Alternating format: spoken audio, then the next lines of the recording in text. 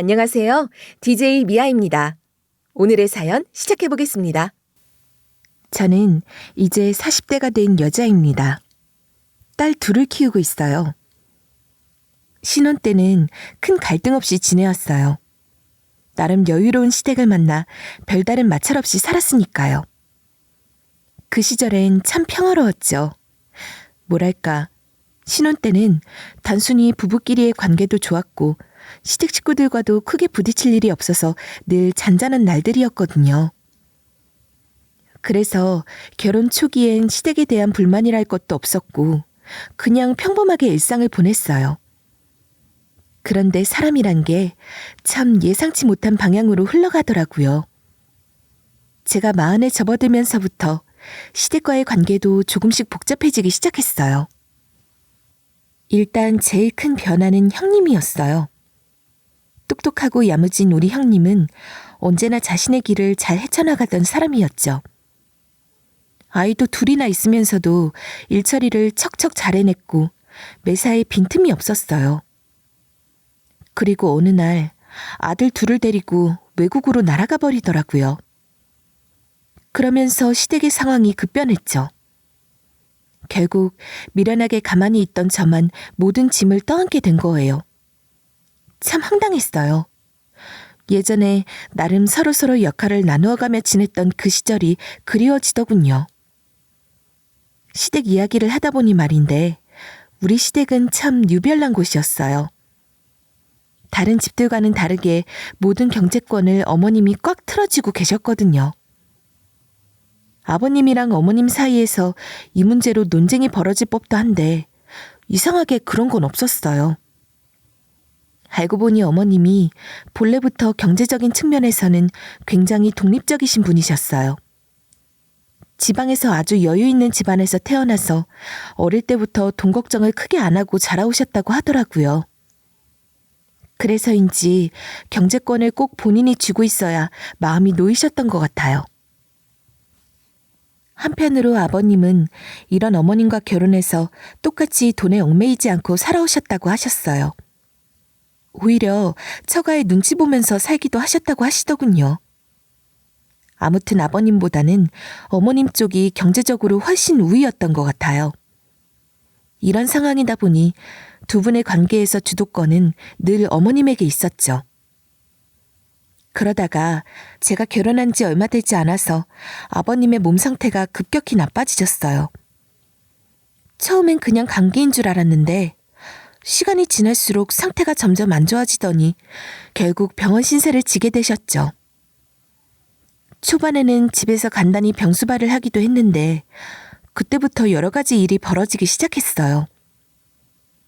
그 시절에 겪은 이야기를 다 하자면 한도 끝도 없겠지만 제가 이 자리에서 꼭 전하고 싶은 건 어머님의 반응이에요. 그때 어머님은 본인의 아픈 남편을 봉양해야 할까봐 아주 치를 떠셨거든요. 어머님은 늘 이렇게 말씀하셨어요. 있잖아, 나는 말이다. 평생 네 아버님이 벌어다주는 돈을 써본 적이 없어. 맨날 우리 친정에서 막내딸 고생할까봐 묵직하게 돈을 챙겨주셨지. 내 남편 주머니에서 나온 돈을 안 썼다니까. 인간이 대체 직장에 가서 돈을 벌어오면 집에 갖다 줘야 할 거 아니냐. 그런데 주지도 않고 맨날 술이나 퍼마시고 다니고 그러면서 술집에나 실컷 기부하고 다닌 모양이야. 그렇게 술만 먹고 다니니 저렇게 장기가 다 상해버려서 아픈 거 아니냐고. 처음에는 어머님의 말을 들으면서 나름 이해가 되기도 했어요. 어머님도 그동안 고생이 많으셨겠구나 싶기도 했고요. 그래도 아픈 남편이 누워있는데 그렇게 쉴 새 없이 다그치고 짜증을 내시는 건 조금 아니지 않나 싶었어요. 그래도 그때는 며느리 입장이다 보니 어쩔 도리가 없더라고요. 아버님이 초반에 심장 쪽에 트러블이 생기셨을 때는 약물 조절과 음식 관리를 하면서 집에서 생활을 했어요. 그때도 어머님은 그런 걸 직접 챙기기 싫다고 대놓고 말씀하시더라고요. 오히려 저한테 며느리 노릇 좀 하라고 모든 걸 넘기셨어요. 저 양반 아프다고 맨날 흉내 사내 알아댄다. 아주 듣기 싫어 죽겠어. 나도 이제 며느리 봤으니까 그 덕 좀 봐야 하는 거 아니냐? 막말로 너가 들어올 때 뭐 제대로 혼수랍시고 갖고 온 게 뭐가 있니? 대를 잇는답시고 자식 낳아놓은 것도 딸 둘로 퉁치고 말이야. 이럴 때 네가 이 집 사람답게 도리 좀 해라, 응? 그렇게 대놓고 말씀하시는데 아주 속이 뒤집어지더라고요. 얄밉게 한마디 한마디 뱉으시는데 정말 참기 힘들었어요. 한 번은 너무 열이 받아서 남편한테 이런 사정을 말했어요. 그런데 남편은 좀 엉뚱한 방향으로 설명을 하더라고요. 맞아. 외할아버지가 사업하셔서 성공하신 게 있어가지고 엄마 되게 부유하게 살았대. 지금 엄마 아빠 집이랑 갖고 계신 건물이랑 다 외할아버지가 증여해 준 거야. 아빠네가 많이 기울긴 해. 그렇게 잘 살면 잘 사는 거지. 왜 어머니는 대놓고 저를 부려먹으려 들고 제 형님과 비교하면서 제게 할 일을 더 맡기려 하시는 걸까요? 형님이랑 저랑 엄청 큰 차이가 나게 결혼을 한 것도 아닌데요. 그런데 형님은 자식을 낳았는데 내리 둘 다 아들이었어요. 그게 어머니 눈에는 그렇게 자랑스러웠던 거죠. 며느리가 이쁘면 뒷모습도 이쁘고 안 이쁘면 뒷모습도 얄밉고 지어받고 싶다더라. 이게 꼭 다 네 말을 하는 건 아니다 너. 그냥 내가 좀 속상하다는 거야. 큰 며느리는 척척 아들들 잘만 낳아주는데 왜 너는 그걸 못하니? 일부러 그런 건 아니지? 꼭 이렇게 밉살스럽게 말씀하시면서 저를 화나게 하셨어요. 아무리 생각해도 이해가 안 됐지만 그냥 웃으며 넘길 수밖에 없었어요. 형님은 그럭저럭 이쪽 지역에 살고 있었는데 우리 아버님이 심장 상태가 나빠지고 집에서 병원으로 옮겨갈 무렵 갑자기 유학 이야기를 꺼내셨더라고요. 애들 생각하면 대한민국에 있으면 안 된다면서 아예 대놓고 저와 우리 아이들을 무시하는 말을 하셨어요. 저는 딸들 키우는 40대 주부이고 직장 생활을 관둔 지도 꽤 됐어요. 첫째가 말이 느려서 센터를 다니고 한편으로는 아버님 약이나 반찬거리를 챙겨드리면서 시댁을 오가느라 매일같이 바빴답니다. 그런데도 어머님은 그런 저의 노고에 대해 고맙다는 말은 전혀 없으셨어요. 오히려 형님네 아이들이랑 우리 집 아이들을 비교하면서 대놓고 무시하셨죠. 하여간 엄마 머리가 시원찮으니 어마네가 말이 늦지. 능력 없이 시집와서 눈치가 있으면 빨리 일선으로 뛰어들어야 되는데 부족한 게 많으니 계속 자꾸 걸리는 거 아니야. 애도 멍청하니 일도 못하고 꽁무니만 쫓아다니고. 아휴, 진짜 내가 자식 농사를 잘못 지었지. 사람 하나 어정쩡하게 들여서 손녀까지 고생시킬 줄 어떻게 알았겠어. 그런 말을 하면서 매달 형님에게는 생활비를 보내셨다고 하더라고요. 그것도 깜짝 놀랄 정도의 액수로요. 어머니는 제가 듣던지 말던지 아니면 일부러 제 귀에 들어가게 하려는 듯이 그런 얘기를 자주 하셨어요. 아버님이 집에 계실 때나 병원에 계실 때나 늘상 어머님은 본인의 팔자를 한탄하셨고요. 그러다 보니 저와 아버님은 어머니에게 대단한 찬밥 신세였죠. 아버님은 몸이 안 좋으니 당연히 어머니나 자식인 아들들에게 의지하고 싶어 하셨을 거예요. 하지만 형님은 아버님이 병원에 들어가고 곧장 자기 가족들을 데리고 유학길에 올랐고 어머님은 아무것도 도와주지 않으면서 사사건건 시비를 걸고 원망만 해대셨죠. 그런 상황에서 아버님은 마음둘 곳이 없으셨던 것 같아요. 처음에는 혼자 병원에 가신 적도 몇 번 있었고 인터넷으로 좋다는 약도 알아보시면서 어떻게든 해보려고 노력하셨는데요. 갈수록 몸은 점점 나빠지고 본인이 스스로 대처할 게 없다 보니 겁이 나셨는지 결국 저에게 연락을 해오시더라고요. 예, 새아가야. 저기 시간 괜찮냐? 애 키우느라 욕본다. 내가 이번에 약을 좀 찾았는데 이게 인터넷으로만 살 수 있다더라. 새아가 네가 좀 도와줄 수 있니?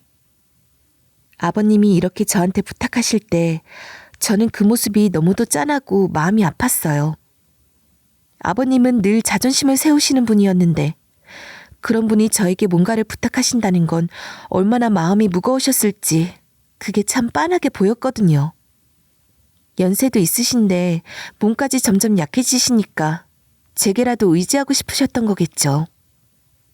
그래서 저도 도와드려야겠다고 마음먹었고 그 후로는 아버님과 함께 병원도 자주 다니고 약도 챙겨드리면서 조금이라도 힘이 되어드리려고 했어요.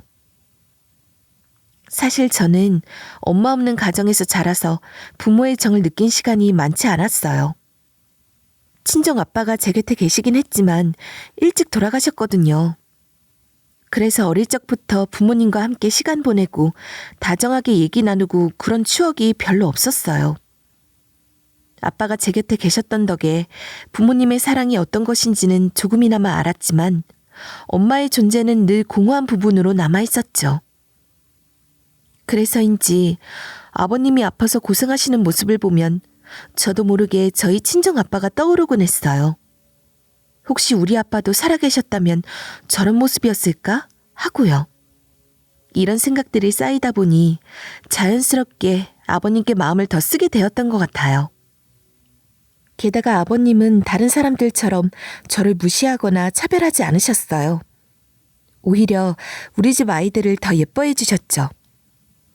물론 당연히 본인 아들의 아이들이니 애정을 가지시는 거겠지만 그래도 딸아이들 하나같이 삐죽거리고 정이 안 간다며 날카롭게 말하던 어머님보다는 훨씬 따뜻하게 대해주셨어요. 제 큰딸이 말이 늦어서 답답할 때도 아버님은 끈기 있게 옆에 앉아서 말을 가르쳐 주시고 손잡고 같이 따라해 주시던 그 모습이 얼마나 고마웠는지 몰라요. 그런 작은 배려들이 쌓이면서 아버님에 대한 정이 깊어졌던 것 같아요. 반면에 어머님은 정말 달랐어요. 어머님은 우리 신혼집인 작은 아파트도 사주시고 나름대로 신경 써주신 면이 없진 않지만 제가 경제적으로 많이 어려운 집에서 자랐던 걸 핑계로 엄청나게 절 무시하시곤 했어요. 평범하게 무시하는 게 아니라 진짜 대놓고 무시하시는 겁니다. 그러면서 아들 낳아서 똑똑하게 육아하는 형님과 저를 비교하면서 막말도 서슴지 않으셨죠. 그 와중에 제가 정말 화가 나는 건 어머니가 아버님께 함부로 대하는 것도 모자라 모든 일을 저에게 처리하라고 떠넘기셨다는 점이에요. 아버님이 신장만 안 좋으셨던 게 아니라 여러 가지 복합적인 기저질환이 있어서 점점 상태가 악화되셨을 때였어요. 병원에서도 예후가 좋지 않다고 했고 관리가 꼭 필요하다고 하니 신경 쓸 부분이 한두 가지가 아니었죠. 그런데 어머님은 그때 병원에서 이런저런 얘기를 듣고는 이렇게 말씀하셨어요. 정 안 되면 요양원에 보내버려야지. 나는 네 아버님 봉양할 생각 전혀 없거든. 8살 차이 나는 남편 만나서 이제껏 살았으면 살 만큼 잘 산 거야. 갈 사람은 가고 살 사람은 살아야지. 부잣집 딸이 없는 집 아들한테 시집와서 이만큼 살아남았으면 할 만큼 한 거야. 싫으면 며느리가 잘못이면 되는 거고. 암만 요즘 세상에 며느리 도리가 어딨냐지만 넌 다르지. 넌 결혼할 때부터 도리를 아예 안 하고 왔잖냐. 빈몸으로 왔으면 이제라도 제값을 해야지. 정말 그깟 작은 아파트 하나 사주시고는 왜 그렇게 생색을 내시는 건지. 다시 한번 제 안에서 분노가 치밀었어요. 게다가 이 말을 같이 들었던 남편은 저와 같이 서운하다고 느끼긴 했으나 막상 어머니 앞에서는 아무 말도 못하더라고요. 그냥 그저 고개만 끄덕이며 듣고 있을 뿐 제대로 된 대응은 전혀 하지 않았어요. 어머니를 생각하면 다 때려치우고 싶은 순간도 있었지만 그래도 아버님을 생각하면 그럴 수가 없었어요. 어머님은 어떤 상황에서도 자기만 생각하시고 아버님을 돌보는 건 전혀 관심이 없으셨으니까요. 우리 집과 시댁이 그리 멀지 않았기 때문에 저는 자주 시댁에 들렀어요. 반찬을 챙겨드리고 아버님이 입으실 옷을 빨래하고 이부자리도 갈아드리고 하면서 최대한 신경을 써드렸죠. 그럴 때마다 아버님은 정말 고맙다고 하셨지만 어머님은 아무렇지도 않게 그 정도는 당연하다는 식이셨어요. 그리고 형님이 가끔 미국에서 들어오셨는데 그때마다 본인 자랑을 그렇게 하셨어요. 우리 애들은 잘 살고 있다는 말로 시작해서 꼭 저와 우리 아이들을 은근히 무시하더군요. 우리 수정이, 수진이는 평생 여기서 살아야지 뭐. 다들 타고난 대로 살다 가는 게 제일 속 편한 거야. 말도 늦고 배우는 것도 늦는데 유학 가면 완전 대참사지. 우리 애들만치 잘 풀려야 살만한 거야. 부모가 대준다고 해서 다 되는 게 아니거든. 게다가 동선에는 뭐 마땅히 해외에서 버틸 자본도 없잖아. 안 그래?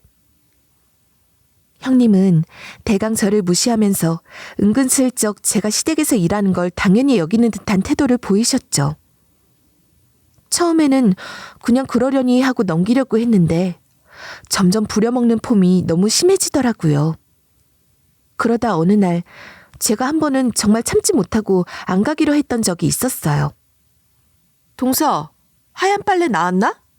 로고 들어간 자수 셔츠 말이야. 우리 우석이가 아끼는 셔츠거든. 설마 같이 돌린 거 아니지? 아, 그리고 아까 애들이 밥 먹으면서 먹을 만한 게 하나도 없다고 하더라. 이 집에 아픈 사람만 있는 게 아니라 우리 식구들도 같이 있잖아. 조금만 맛있게 해줘라, 응? 도대체 제가 무슨 집안일 하는 사람도 아니고 형님네 가족 밥상을 차려야 하는 처지인가 싶어서 정말 짜증이 났어요. 그래서 일부러 시댁에 가지 않았더니 형님은 마치 기다렸다는 듯이 비아냥거리더군요. 아이고, 우리 동서 화났나 보다. 화나서 안 온 거 맞지? 아무래도 내가 전날 너무 동서한테 시켜댔나 봐. 근데 우리 뭐 얼마나 있다 간다고 그렇게 예민하게 굴어. 왜 굳이 화내면서 발길도 끊고 집안 분위기를 무섭게 만들어. 동서 혼자만 좀 감내하면 되는 거를. 그러지 말고 그만 집에 와. 수정이, 수진이까지 다 데리고 갈비 먹으러 가자. 정말 듣기 싫은 소리였어요. 그래서 애들 핑계대고 끝내 가지 않았어요. 남편도 다 알고 있었지만 굳이 형님네와 부딪히지 말라고만 하더군요. 아주버님이랑 나이 차이가 꽤 나서 그런지 부당하다고 느껴도 뭐라 말을 못하는 성격이었어요. 얼마 뒤에 형님네 가족은 다시 미국으로 출국한다고 했고 저도 이제 잠시나마 마음의 짐을 덜 수 있겠다 싶었죠. 그런데 그날 아버님께서 몸이 다시 안 좋아지셔서 시댁에 갔더니 어머님이 전화를 하셨죠. 어디야? 네 아버님 또 몸 불편하다고 며느리 찾으시지 않냐? 왜 연락이 안 돼? 빨리 와라. 정말 필요한 순간에만 저를 찾는 이 상황이 너무 짜증이 났어요. 형님과 어머니가 해대는 막말들을 떠올리면 제가 시댁을 드나들 이유가 없다고 생각하지만 그들에게조차 대접 못 받고 계신 아버님 생각에 그럴 수가 없더라고요. 만약 어머니 말씀대로 여행을 떠나버리시면 아버님은 정말 굶으실 거니까요. 나름 저를 딸처럼 여기시고 우리 애들까지 특별히 예뻐해 주시는 아버님을 그렇게 홀로 두기엔 마음이 너무 무거웠어요. 이미 이때가 병원 통원 치료와 입원, 집에서 쉬는 것을 반복하면서 3년 8개월쯤 된 시점이었어요. 그 사이에 형님이 들어왔던 시기를 저는 정확하게 기억하고 있어요. 그때 있었던 일들이 너무 기가 막히고 어이없는 일들이 많았거든요. 사실 형님이 갑작스럽게 귀국하게 된 이유도 좋지 않은 소식 때문이었어요. 그 잘난 형님이 그렇게 자랑스러워하던 큰아들 우석이가 건강상 문제가 생겼다는 소식이었죠. 형님이 아들을 데리고 들어온 건 정말 예상 밖의 일이었어요. 평소 건강하다고 생각했는데 기침이 심해지고 몸이 많이 안 좋아져서 돌아온 거라 하더군요. 어머니는 그런 형님 가족을 두고도 아버님 생각보다는 손주 생각만 하고 계셨어요. 너도 알겠지만 네 형님 이번에는 들어와서 오래 있을 것 같아. 아니 그냥 장기로 있을 것 같기도 해. 우석이 치료하는 게 먼저잖아. 애가 그렇게 아프면 공부고 뭐고 다 뭔 소용이야. 사는 게 먼저지. 아무튼 너도 그렇게 알고 아버님도 요즘은 통원 치료로 하고 계시니까 네가 종종 와서 신경 좀 써라. 아, 왜 표정이 그래? 지금 우석이 아픈 게 중요하지. 네 일거리 좀 더 늘어나는 게 문제냐? 하여간 애가 머리 안 돌아가는 건 여전하네. 중요한 게 뭔지도 모르냐? 그 말을 듣는데 정말이지 너무 기가 막히고 어이가 없었어요. 아무리 형님 아들이 아프고 중요하다고 해도 제가 무슨 형님 집안일까지 책임져야 하는 것도 아닌데 이렇게 대놓고 부담을 주다니요. 이런 말을 듣고 있으려니 정말 기가 막히고 답답했어요. 맨날 이렇게 불려다니면서 뒤치다거리 할 거면 차라리 어느 집 시터로 일하는 게 낫겠다 싶었어요. 적어도 거기서는 시간과 노력에 대한 정당한 보수를 받을 수 있잖아요. 그런데 이건요? 구박에 비난에 일을 하면 할수록 더 늘어나기만 하는데 그 누구도 고맙다는 말 한마디 없고 참다 보면 정말 미칠 것 같더라고요. 형님네는 또 본인들 친정에 가 있는 건지 아니면 돈 여유 있으니 호텔 장기 투숙이라도 하는 건지 궁금하기도 했어요. 그런데 얼마 지나지 않아 저는 이 모든 상황의 진실을 알게 되었죠. 그날도 어머니가 저를 불러다 뭘 시키시더라고요. 하필 날씨는 또 얼마나 덥던지 짜증을 가득 안고 시댁으로 갔었죠. 아버님 드실 반찬거리라도 좀 챙겨드리려고 냉장고를 열다가 듣게 된 이야기가 있었어요. 어머니가 무심코 하시는 말씀에 귀가 쫑긋 서더라고요. 네? 형님네 집을요? 저도 모르게 튀어나온 말이었어요. 그게 어떤 이야기였냐면 어머니가 형님네가 지금 살고 있는 집에 대해 하시는 얘기였어요. 그래, 우석이가 저렇게 아프다는데 별 수 있냐?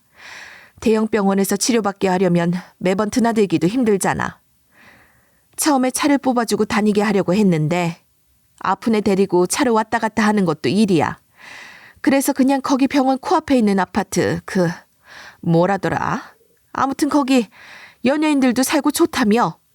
애 둘 키우고 공부하고 학군지 따져보면 거기만한 데가 없다잖냐. 그래서 내 등골 다 쏙 빼서 아파트 사준 거야.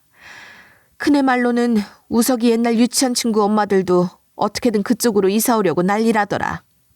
솔직히 미국에서 유학하다 들어와서 이제 살아야 되는데 그 정도 동네에서 살아야지.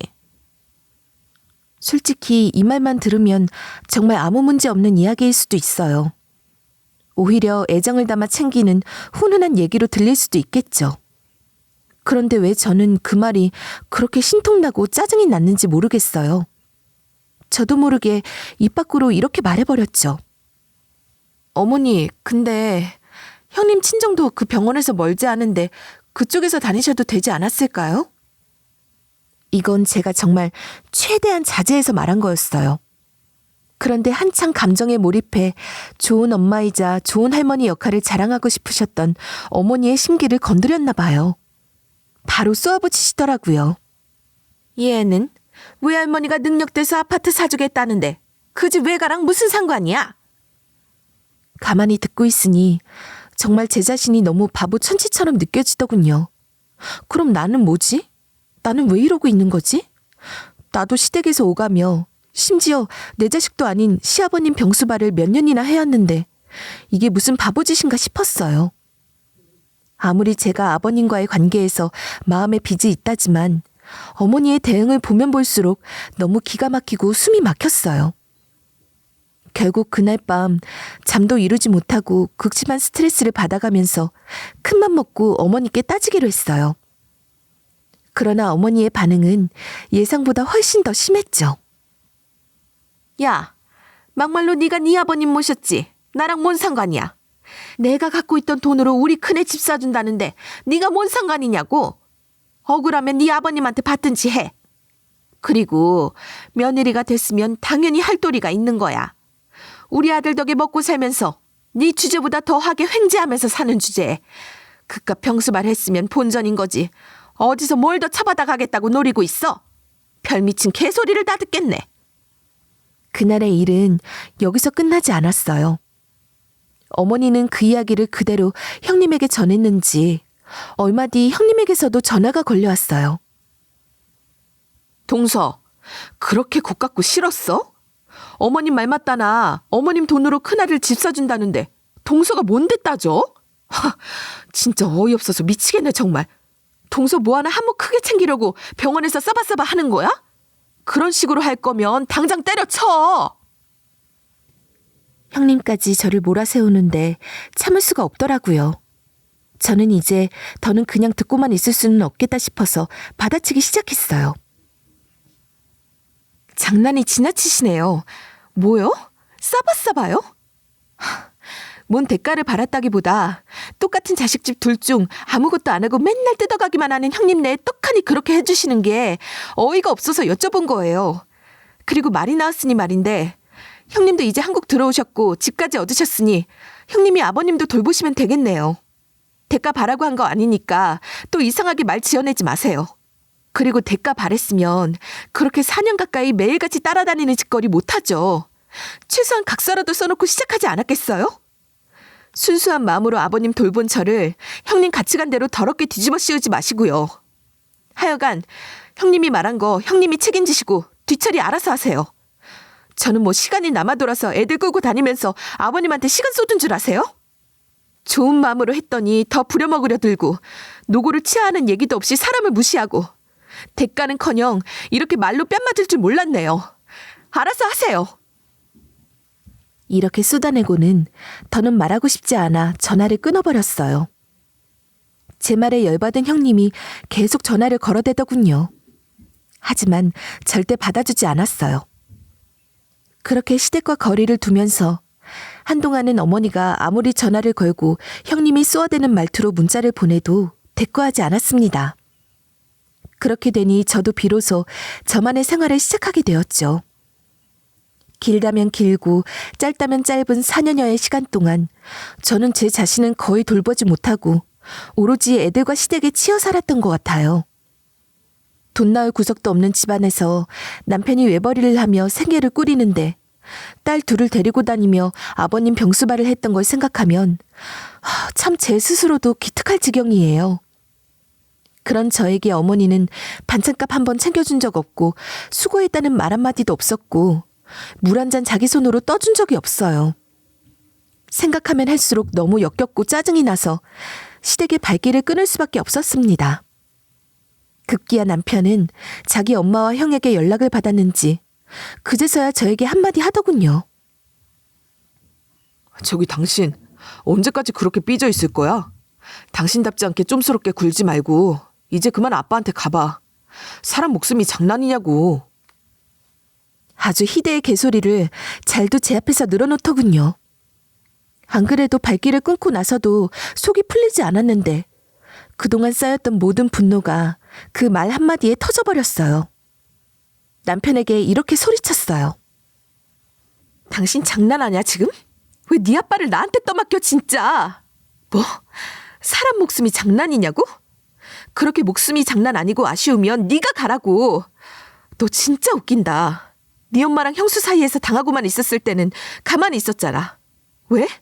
개똥도 약이라 쓰려는데 없어져 버리니까 아쉽대들? 아쉬워? 내가 개똥 같아? 그렇게 저는 참다 터뜨리게 됐어요. 눈을 부라리며 실핏줄이 터질 듯한 기세로 남편을 노려보며 소리쳤죠. 그러자 남편은 순간적으로 하얗게 질려버렸어요. 한동안 집안 분위기는 조용했지만 얼마 지나지 않아 남편이 회사에서 급하게 전화를 해왔어요. 처음에는 무슨 일인지 모르고 전화를 받았는데 그는 아주 당황하고 혼란스러워 보였어요. 아빠가 응급실에 가셨대. 그나마 자기 봐주던 며느리가 편하다고 자꾸 당신 찾나 봐. 저기 당신 미안해. 이런 부탁해서 정말 미안해. 그래도 정말 미안한데 같이 가주면 안 돼? 같이 가주라 제발. 내가 무릎 꿇고 부탁할게. 제발. 남편이 이렇게 다급하게 전화를 해왔을 때 저도 몹시 놀랐어요. 아버님이 병원에 입원하신 게 처음은 아니지만 그래도 최근 상태는 나름대로 잘 알고 있었으니까요. 물론 꾸준히 병원에 다니시면서 관리하셨고 저도 중간중간 챙겨드리면서 아버님의 상태를 지켜보고 있었기 때문에 이번에도 또 입원이려니 했죠. 그런데 응급실에 실려가셨다는 이야기를 들으니 가슴이 철렁 내려앉더라고요. 미움이 가득했던 남편과 시댁이지만 아버님만큼은 죄가 없었고 저에게 잘해주셨던 분이라 죄송한 마음이 들었어요. 아버님께서 병원에 힘들게 누워 계시는 걸 생각하니 괜히 마음이 복잡해지더군요. 그래도 지금은 이러나 저러나 일단 터진 사고부터 수습해야 하니까 결국 병원으로 향하게 되었답니다. 택시를 타고 급히 병원으로 도착했고 얼마 안 있어 아버님을 배웠어요. 그 모습을 보자마자 심장이 철렁 내려앉았죠. 아버님은 침대에 누워 힘겹게 저를 바라보시더니 눈가에 눈물을 글썽이며 조용히 말씀하셨어요. 며느리 왔구나. 저도 모르게 그 말에 눈물이 왈칵 쏟아졌어요. 평소와는 다르게 눈물이 줄줄 흐르던 아버님의 모습을 보니 마음이 무너지는 기분이었어요. 그저 저를 보며 눈물을 흘리며 불편한 상태로 눈을 마주치시던 그 눈빛이 마치 저를 애타게 기다려왔다는 걸 고스란히 드러내는 듯 했거든요. 그 눈빛에는 그동안 말로 다하지 못한 마음이 담겨 있었어요. 단순히 며느리와 시아버지의 관계라고 하기에는 아버님과 저 사이에는 많은 의미 있는 시간들이 있었어요. 아버님은 제게 따뜻한 시선으로 잘해주시곤 했고 제 딸아이들도 예뻐해 주셨죠. 형님이나 어머님이 저를 그렇게 힘들게 해도 그 속에서 유일하게 아버님만은 저를 따뜻하게 대해주셨던 분이었어요. 그 점이 늘 고맙고 감사했죠. 하지만 이런저런 갈등 속에서 저도 지치다 보니 아버님과의 관계를 잊어버릴 때가 있었던 것 같아요. 그날도 아버님의 말씀을 들으면서 마음이 조용히 가라앉았다가 시댁과 어머니에 대한 미움이 다시 브레이크처럼 저를 가로막는 기분이 들었어요. 그래도 일단은 사고부터 수습해야 하니까 마음을 가라앉히고 상황을 듣게 되었어요. 평소처럼 약을 챙겨 드시고 관리를 하셨는데 제가 도맡아 챙기던 일을 어머니께서 대신하시니 무리가 갔던 모양이었어요. 손도 까딱하지 않던 어머니가 갑자기 나서니 여러 가지 탈이 난 거였죠. 그간에도 상태가 점점 악화되면서 아버님은 힘들어하셨고 결국 응급실로 오게 되셨다고 하더군요. 의사분들 말씀으로는 상태가 급격히 안 좋아져서 응급조치가 필요하다고 했어요. 이 이야기를 들으면서 마음이 착잡해졌어요. 내가 자리를 비운 사이 아버님은 이렇게 고생하셨고 그 와중에 어머니는 상황을 제대로 수습하지도 못하고 아버님을 힘들게 했구나 싶어서 죄송한 마음과 원망스러운 마음이 뒤섞였죠. 결국 아버님은 다시 병원에 입원하게 되었고 자연스럽게 저도 모든 일을 다시 도맡아야 하는 상황이 되었어요. 어머니는 저 없으면 자기가 힘들어서 그런지 그나마 제게 뭐라 하진 않았지만 여전히 자기 말만 늘어놓으며 바라는 게 많더군요. 너가 이렇게 되기 전에 눈치껏 적당히 하고 빨리 왔어야지. 노인네 괜히 고생만 시키고 이게 뭐냐. 아휴 됐어. 그런 거 다 따져봤자 의미도 없고 뭣도 없어. 그냥 다 그대로 묻어. 그만하고 아무튼 아버님이 저렇게 너 찾으시니까 네가 좀 잘해드려라. 네가 그때 설명도 안 하고 뭔 약인지도 알려주지도 않고 도망가 버려서 얼마나 고생을 했는지 몰라. 이번에 응급실 부르는 것도 네 형님한테 물어봐가지고 겨우겨우 이렇게 온 거야. 노인네 둘이서 얼마나 힘들었는지 아냐?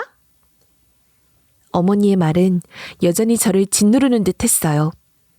마치 모든 게 제 탓이라는 듯한 뉘앙스였죠. 하지만 지금은 어쩔 수 없었어요. 아버님이 계시는 동안은 제가 신경 써야 하니까 마음속의 분노를 억누르며 참고 넘겼습니다. 그런데 시간이 지나면서 점점 아버님의 상태는 다행히도 호전되기 시작했고 의사들조차도 나름 놀라워하더라고요. 연세도 있으신데 위험한 상태로 왔던 아버님이 다시 좋아지는 걸 보니 의사분들 역시 긍정적인 이야기를 해주셨어요. 결국 꽤 긍정적인 진단을 받았고 아버님은 무사히 다시 집으로 돌아가실 수 있었어요. 이때 저는 정말 큰 한숨을 내쉬었죠. 그간의 긴장이 한꺼번에 풀리면서 그동안의 힘듦이 스르르 내려앉는 기분이었어요. 남편도 그쯤 되니 제 눈치를 보면서 약간은 고마워하는 듯한 표정이었지만 어색하게 웅얼거리기만 할 뿐이었죠. 이후로 저는 큰 소리 없이 어머니나 형님에게 대꾸는 잘 안 하고 그래도 아버님을 위해 시댁을 드나들게 되었어요. 그러던 어느 날 아버님이 진지하게 할 말이 있다고 하셨어요. 그간 의사들 말로는 상태가 많이 나아졌다고 하는데 나름 중요한 이야기가 있다고 하니 왠지 심상치 않다는 생각이 들었죠. 의사들 말로는 이전보다 훨씬 나아졌다고도 하고 나도 좀 살 것 같다. 내가 중요하게 할 얘기가 있는데 오늘 아범까지 다 오라고 해라. 아버님이 저렇게 강하게 말씀하시는 건 처음이라 저와 한자리에 마주치기 싫어하던 형님도 결국은 오게 되었어요. 형님은 퉁퉁 부은 얼굴로 여전히 제 눈치를 보는 남편까지 함께 한자리에 모였습니다. 아버님은 모두가 모인 자리에서 천천히 말씀을 꺼내셨어요. 이제 좀 사람 사는 것 같아서 할 얘기를 좀 하려고 해. 그간 아플 때 머릿속으로 얼마나 많이 생각했는지 몰라. 갖고 있는 거 어차피 죽을 때 못 갖고 가니 연명할 만큼만 갖고 나머지는 애들 주자고 생각했거든. 아버님이 갑작스럽게 유산 상속 이야기를 꺼내시니 어머니는 옆에서 웃기지도 않는다는 듯이 비웃으며 말씀하시더군요. 어머, 누가 보면 뭐 있는 줄 알겠네. 당신이 뭘 갖고 있는 게 있다고 이렇게 시끄럽게 사람들을 불러 모아요. 죽을 때 갖고 갈래도 불쌍해서 안 받아주겠구만. 그 말에 아버님은 대꾸도 하기 귀찮다는 얼굴로 손을 흔드시더니 뜻밖의 이야기를 꺼내셨어요. 그것도 저를 향해서요. 현금이 좀 있는데 이걸 여기 새아가한테 넘겨주려고 해. 이거 순전히 새아가가 예뻐서 주는 거니까 부부가 알아서 잘 갖고 먹고 살아라. 네 놈은 색시 잘 둔 줄 알아, 이 녀석아. 코빼기도 안 비친 이놈 생각하면 30원도 주기 싫다. 아버님은 저희 남편에게 밉지 않게 툭 쏘아대시더니 저를 보며 눈을 감으시더군요. 그 뒤로 저와 남편에게는 믿기지 않는 액수가 주어졌어요. 현금으로 무려 30억이었어요. 저는 그 금액이 진짜로 존재하는 건지 실감도 나지 않았어요. 장난으로라도 이런 금액을 상상해 본 적이 없던 저로서는 그저 멍하니 서 있을 수밖에 없었죠. 형님은 그 모습을 보더니 기절할 듯한 표정으로 이마까지 빨개지면서 소리를 지르기 시작했어요. 그 와중에도 아버님은 태연하게 말씀을 이어가셨죠. 그네 너는 네 엄마한테 좋은 아파트 하나 받았다며. 그거면 됐지. 엄마가 그렇게 짐이 마르게 자랑하더만. 입지 좋고 땅값 오를 일밖에 없는 곳 해줬다고. 그거 하나면 걱정이 없다나? 그럼 된 거 아니냐? 너는 네 엄마한테 받으면 되는 거고 나는 새아가한테 주면 되는 거지. 형님은 눈이 휘둥그레져서 얼굴이 새빨개지며 소리를 질렀지만 아버님은 여전히 담담하게 웃으셨습니다. 형님은 이해할 수 없다는 듯 울분에 찬 목소리로 항의했죠. 하지만 아버님은 그 모든 소리를 조용히 받아내며 말씀하셨어요. 새아가가 그간 나 계속 봐줬잖냐. 다들 들었을지 모르겠다만 의사들이 그러는데 이례적으로 좋아진 케이스라고 하더라고. 아파서 저승무까지 가보니 돈이고 뭐고 아무것도 상관이 없더라. 그냥 매일 숨쉬고 멀쩡히 안 아프고 먹고 사는 게 최고더라고. 그걸 그렇게 바랬는데 그거 도와준 게 누구냐? 네 엄마는 내가 더 말 꺼내기도 싫을 정도로 나 몰라라 하고 요양원에 보내려고만 하더라. 그때 나는 정말 죽을까 고민도 했다. 하지만 그게 사치였지. 그 힘든 시기에 나 도와준 건 새아가밖에 없었어. 아버님은 오랜 시간을 병상에서 보내며 느꼈던 모든 생각들을 털어놓으셨고 저는 그 순간 더는 참을 수 없이 눈물이 터졌어요. 아버님께서 그렇게 말씀해 주시니 그간의 고통과 갈등이 모두 정리되는 듯한 기분이 들었죠. 아버님이 말씀을 마치자 난리 법석을 치며 화가 머리끝까지 오른 형님과 어머니는 마치 두더지 잡기 게임에서 한 대 맞고 조용해진 것처럼 갑자기 잠잠해졌어요. 그런데 어머니는 그게 잘 믿기지 않으셨던 것 같아요. 늘 자기 친정이 부자였고 가난한 집 아들 만나서 생고생했다고 늘 말씀하시던 분이셨거든요. 그런 분에게 아버님이 이렇게 큰 돈을 갖고 있었다는 건 상상도 못한 일이었겠죠. 결국 참다 못한 어머니가 한마디 하셨어요. 당신 그 돈은 어디서 난 거예요? 말해봐요. 아니, 말이 안 되잖아. 무슨 돈이야 저게? 어머니는 그 와중에도 돈의 출처가 중요했고 아버님의 몸이 좋아지게 된 데에는 전혀 관심이 없어 보였어요. 아버님은 인상을 쓰시면서 고개를 휘저으셨죠. 진짜 내가 무슨 좋은 꼴을 보겠다고 이런 것들이랑 말을 하고 있는 건지 원. 당신이 옛날부터 나를 얼마나 무시했는지 알아? 장인어른 앞에서도 그지 새끼 취급했잖아. 내가 월급 갖다 줬을 때도 당신이 이걸 돈이라고 갖고 왔냐고 면박 줬잖아. 그래서 몇 달 안 갖다 줬다고. 술 마신 것도 당신이 나를 무시하는 꼴이 꼴 보기 싫어서야. 내가 애들 교육비를 안 줬어? 뭐를 안 줬어? 당신이 원하는 만큼 많이 안 줬다고 성에 안 찬 거 아니야?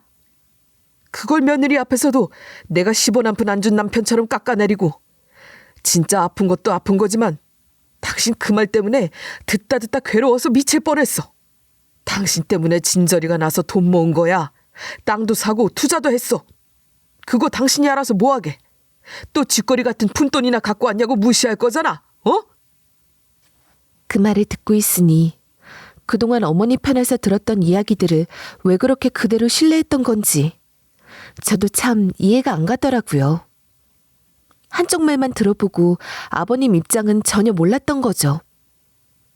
아버님이 아파 누워 계실 때 어머니는 늘 돈 없는 남편 만나 고생했다는 말을 반복하셨는데 그때마다 아버님이 인상을 찡그리던 이유를 깊게 생각하지 않았어요.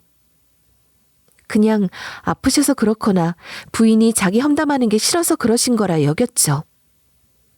하지만 어머니는 단순히 그런 말을 하신 게 아니라 아버님이 생활비를 주고 가장 역할을 하셨던 모든 것까지 다 깎아내리고 무시하셨던 거였어요. 그러니 그 말을 듣고 있는 아버님은 못 견디게 화가 나셨던 거고 그러면서도 어머니가 요양원에 보내내 만회하고 아픈 본인을 내팽개치고 밖으로 놀러다니는 모습을 보면서 분노가 치밀었겠죠. 그리고 큰아들 집 사준 거 그거면 됐잖아. 당신 말대로 그 잘난 친정에서 받은 재산으로 장남 집 사줬으면 된 거 아니야? 내가 당신이 쓴 돈 가지고 뭐라 한 적 있나? 한심하게 자기 노후도 생각 안 하고 쓸개까지 다 뽑아서 분해도 안 차는 집 사줘놓고 급한 때 맏며느리 한번 못 부려먹고 눈치만 보는 당신이 나한테 뭐 할 말이 그렇게 많아? 내가 나 살겠다고 벌고 모은 돈 내가 알아서 필요한 데 썼어. 나를 알아주는 새아가한테 썼다고. 40년 같이 살면서 무시한 당신보다 몇 년 같이 있으면서 보살펴준 새아가한테 준 게 그렇게 잘못이야? 당신이 뭔데 나서? 아버님의 말을 듣고 있으니 정말 많은 것이 이해되더군요. 그동안 아버님이 그렇게 속에 응어리를 품고 계셨을 줄은 상상도 못했어요. 사실 아버님이 병상에 있을 때 저는 무조건 어머니 편에서 생각했었거든요. 그런데 아버님이 이렇게 속에 있는 말을 꺼내시니 그동안 어머니의 편견에 얼마나 깊이 빠져 있었는지 깨닫게 되었어요. 그런데 또 다른 의미로 아버님이 많이 좋아지셨다는 걸 실감하게 되었어요. 본래 자잘하게 말이 많으신 분이었는데 아프고 나서는 말수도 줄고 힘도 없어지셨거든요.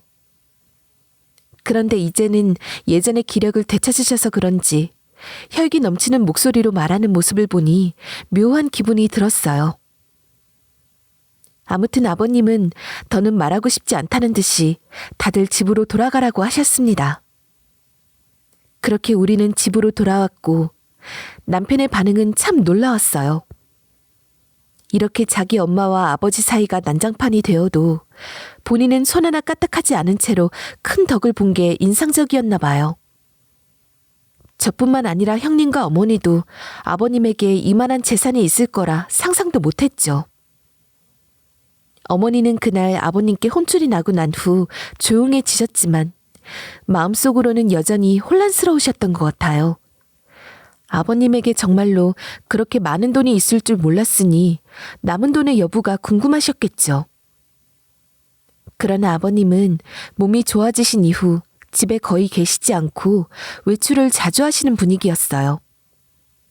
어머니는 전보다 대화도 거의 없고 스트레스와 우울함에 빠진 듯한 모습이었죠. 그래서인지 매일 형님네 집으로 나가시더군요. 거기서 아버님 이야기를 하시며 형님을 몰아세우는 것 같았어요. 그리고 어느 날 어머니가 또 전화로 저에게 막말을 하기 시작했어요. 아버님께서 제게 주신 돈을 돌려놓으라는 등 저에게 별의별 이야기를 다 하셨죠. 한참을 듣다가 저는 결국 이렇게 대답했어요. 어머니, 자꾸 저한테 그러지 마시고 정말로 싫으시면 법적으로 알아보세요. 아니면 아버님께 직접 말씀하시면 되잖아요. 어머님이 저한테 주신 게 아니잖아요. 생색을 내셔도 아버님이 내셔야지. 어머님이 이런 연락을 하시는 게 좀 이상하다 생각하는데요. 다음부터는 잘 생각해보고 연락하세요. 아니면 아버님과 이야기해 보시던지요. 그렇게 말하자 어머니는 불쾌해 하셨지만 아버님과의 사이가 썩 좋지 않아서 그런지 그건 또 싫으셨나 봅니다. 그 뒤로 어머니로부터의 연락도 점점 줄어들었고 저희 가족은 나름 새로운 환경 속에서 살아가고 있어요. 참 험난했던 시간들이었지만 이제는 그런 날들을 지나 이렇게 평온한 일상이 있다는 걸 새삼 깨닫고 있어요. 지금은 아버님이 좋아지셔서 저희와도 더 자주 교류하시고 이전보다는 확실히 나아진 모습이에요. 이렇게 살아가는 요즘 문득 참 이런 날도 있구나 하며 안도할 때가 많아요. 제 이야기를 들어주셔서 감사합니다. 다들 하시는 일 잘 되시길 바랍니다.